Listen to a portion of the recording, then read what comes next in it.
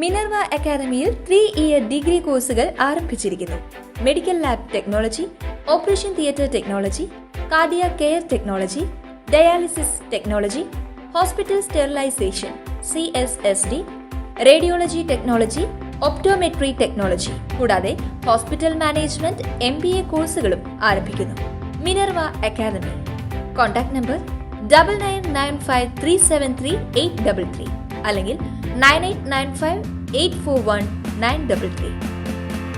Minerva academy, skill and professional studies. Cyber ആക്രമണങ്ങളിൽ പ്രതികരിച്ച് KJ Shine തനിക്കെതിരെ ബോംബ് വരുമെന്ന് സുഹൃത്തായ കോൺഗ്രസ് പ്രാദേശിക നേതാവ് പറഞ്ഞു. നടക്കുന്നത് ഹീനമായ വ്യക്തി അധിക്ഷേപം.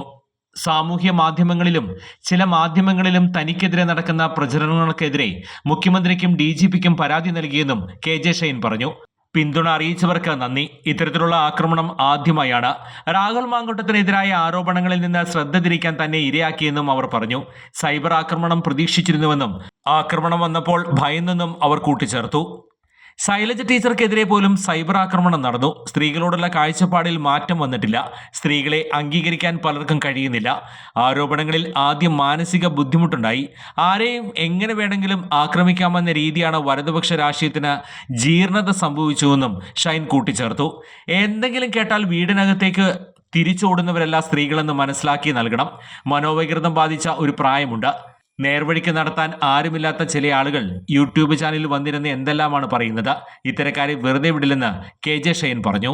കൂടുതൽ വാർത്തകൾക്ക് ഞങ്ങളുടെ ചാനൽ സബ്സ്ക്രൈബ് ചെയ്യുക. ഫേസ്ബുക്ക് ഫോളോ അപ്പ് ചെയ്യുക.